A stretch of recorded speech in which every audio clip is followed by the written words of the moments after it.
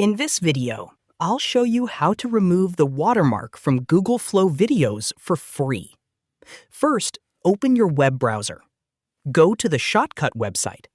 Download the version for your operating system. Install Shotcut on your computer. Once the installation is complete, open the program. Click New Project.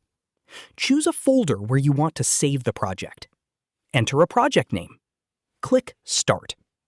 Now click Open File. Select the Google Flow video you want to edit. Click Open. Drag the video to the timeline. Select the video clip. Click the Filters tab. Click the plus button. Search for Spot Remover. Select the Spot Remover filter. A rectangular box will appear on the preview screen.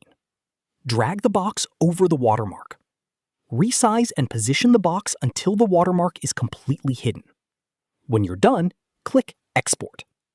Keep the default export settings. Click Export File. Choose a folder to save your video. Enter a file name. Click Save. Wait for the export process to finish.